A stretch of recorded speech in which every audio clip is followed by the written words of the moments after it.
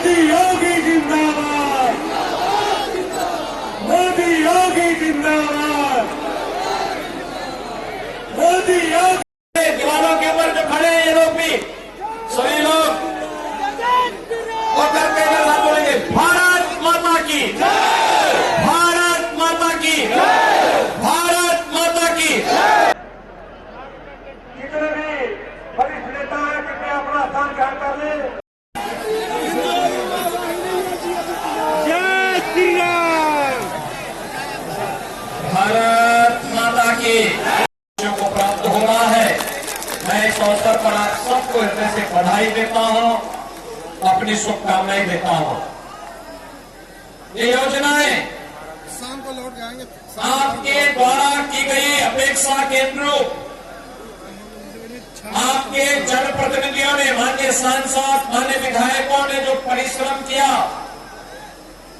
और स्थानीय प्रशासन ने उसको समयबद्ध ढंग से लागू किया, उसका परिणाम आपके सामने है। महाराजगंज जनपद के नागरिकों के जीवन में इन योजनाओं के माध्यम से उनके जीवन में परिवर्तन का ये वाहक बन सके, इसके लिए भी मैं आप सबको हृदय से अपनी शुभकामनाएं देता हूं। सरकार में गरीब को आवास नहीं मिलते थे, आवास का पैसा कहां चला जाता था हर व्यक्ति जानता है। लेकिन हमारी सरकार आई, 4.5 वर्ष में 43 लाख गरीबों को एक एक आवास उपलब्ध करवाने का कार्य किया गया प्रदेश के अंदर। कहीं पर एयरपोर्ट, कहीं पर जल मार्ग से यातायात की सुविधा प्रदान करने की कार्रवाई, कहीं हाईवे, कहीं रेलवे, कहीं पर अन्य तमाम प्रकार की सुविधाएं प्रदान करने की कार्रवाई आगे बढ़ी और गरीब कल्याणकारी योजनाओं का लाभ लोगों को प्रदान होना शुरू हुआ। हर गरीब के घर में शौचालय बने, हर गरीब को सिर ढकने के लिए छत मिले, हर गरीब को राशन मिले, हर गरीब को 5 लाख रुपए का आयुष्मान भारत की सुविधा मिले, हर गरीब को शासन की सुविधाओं से आच्छादित करके उसके जीवन में परिवर्तन लाया जा सके। इसके जो कार्यक्रम प्रारंभ हुए देश के अंदर लागू तो हुए, लेकिन उत्तर प्रदेश में 2017 तक पिछली सरकार ने उन योजनाओं को लागू नहीं होने दिया। 2014 के पहले देश के अंदर वातावरण क्या था और 2014 के बाद देश के अंदर वातावरण में कितना परिवर्तन हुआ है। देश में लोगों के मन में सरकार के प्रति गुस्सा था, व्यापक भ्रष्टाचार था, आतंकवाद, उग्रवाद, सिर चढ़ करके बोलना था, देश की आस्था के साथ खिलवाड़ हो रहा था।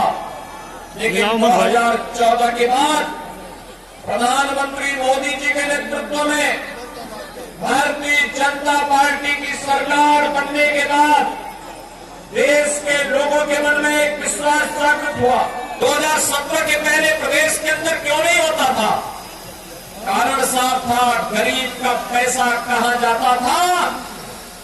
उस समय की सरकार में जो लोग बैठे हुए थे, गरीब का पैसा हड़प जाते थे और आज वही गरीब का पैसा दीवारों से निकलते हुए आपने पिछले 4 दिनों के अंदर देखा होगा। जेसीबी लगा करके पैसा निकाला जा रहा है, क्योंकि इन लोगों ने गरीब का पैसा लूट करके घरों में रख दिया था।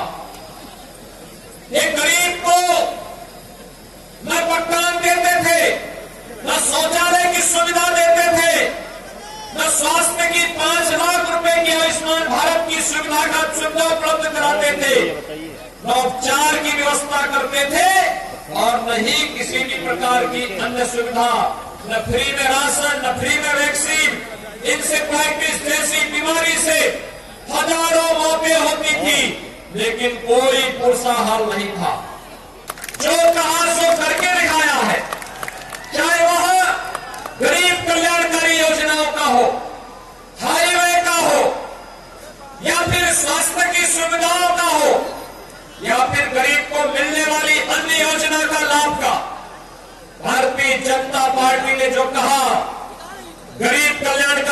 योजनाओं का हो या विकास की योजनाओं का, उनको पहुंचाने का कार्य तो किया ही किया, लेकिन साथ साथ भारतीय जनता पार्टी ने राष्ट्रीय सुरक्षा के मुद्दे पर जो कहा था कि कश्मीर से धारा 370 हटाएंगे, कश्मीर से धारा 370 हटा करके भारत के प्रत्येक नागरिक को कश्मीर में जाकर के अगर आप चाहेंगे तो वहां पर मकान खरीद सकते हैं। पहले ये सुविधा कश्मीर का नागरिक भारत के अंदर कहीं भी जमीन और मकान खरीद सकता है, लेकिन भाइयों बहनों, अगर प्रेम सागर पटेल चाहते कि कश्मीर और श्रीनगर में मकान लेना है, नहीं खरीद सकते थे, लेकिन अब उनको स्वतंत्रता हो गई है, वे कश्मीर में मकान भी खरीद सकते हैं और चुनाव भी लड़ सकते हैं। नागरिक को कोई सम्मान दिया किसने? भारतीय जनता पार्टी 1952 से कहती थी कि कश्मीर में धारा 370 आतंकवाद की जड़ है।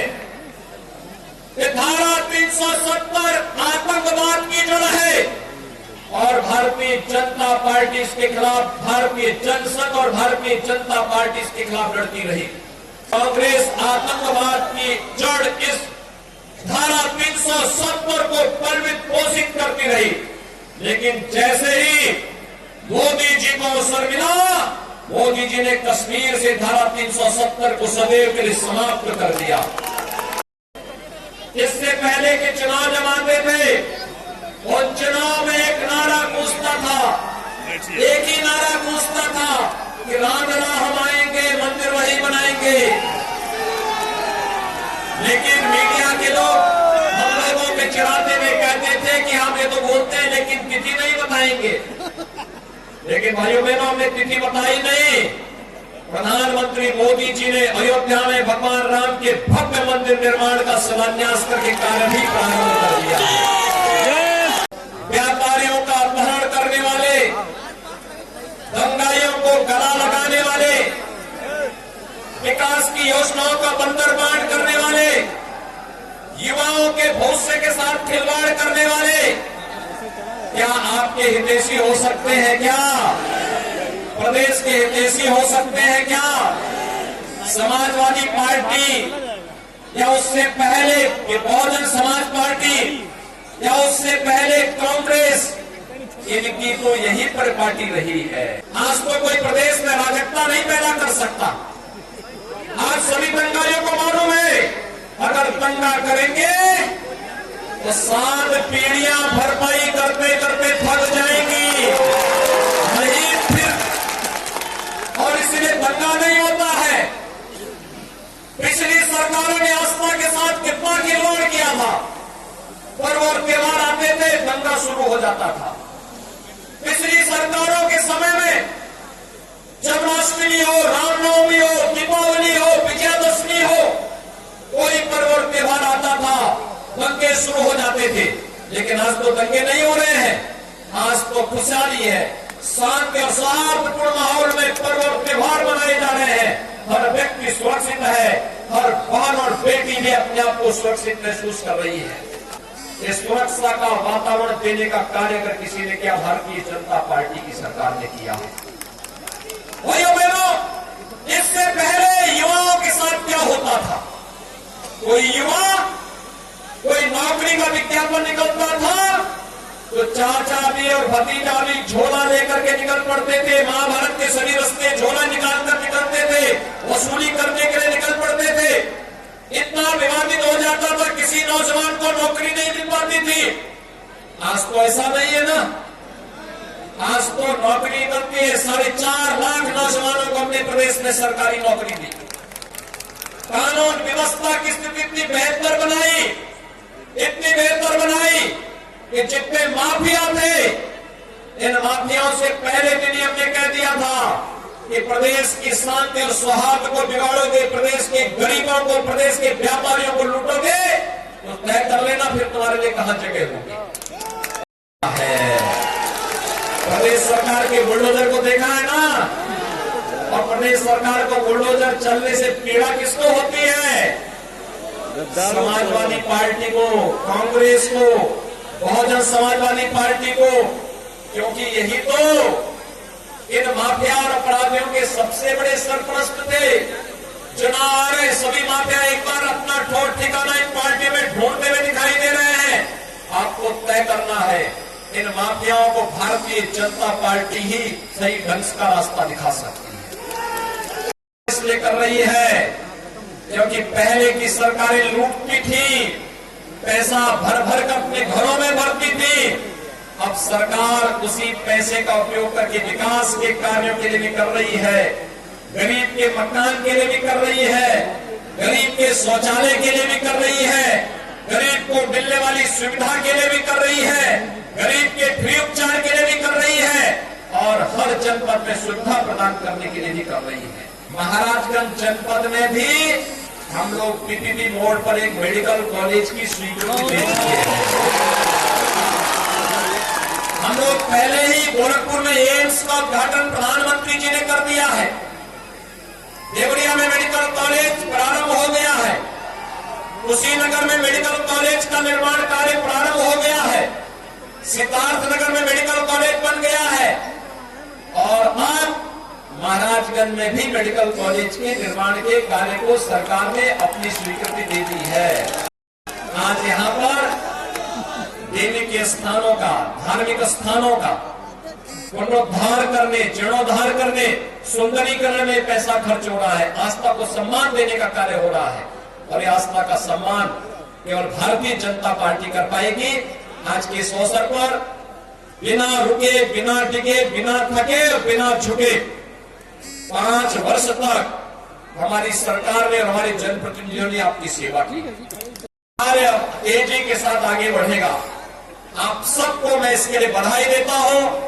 आज 436 करोड़ रुपए, 437 करोड़ रुपए की परियोजनाओं का जो लोकार्पण और शिलान्यास हो रहा है, इसमें हॉस्पिटल के भी है, ऑक्सीजन प्लांट भी है, हाईवे भी है, सड़क भी है, विद्यालयों के निर्माण के भी है, जनप्रतिनिधियों के विकास से जुड़ी हुई तमाम योजनाएं हैं, जिन योजनाओं का लाभ हर एक गांव को, हर एक गरीब को, हर एक किसान को, हर एक नौजवान को बिना भेदभाव के प्राप्त होने वाले हैं और इन योजनाओं का लाभ निरंतर मिलता रहे। इस दृष्टि से आज जनविश्वास यात्रा आपका आशीर्वाद प्राप्त करने के लिए यहाँ पर आई है। मुझे भाइयों बहनों, आप सब ने जो उत्साह दिखाया है, आप सबसे मैं अपील करूंगा। आपने देखा होगा हम लोग 5 वर्ष तक, मुझे लगता है कि महाराजगंज जनपद में मैं कई बार आया हूं। आज इन योजनाओं का लोकार्पण हो रहा है। यहां पर हम लोगों ने यहां के देवी के स्थानों के भी कार्यों को उसमें लोकार्पण और शिलान्यास के साथ जोड़ा है।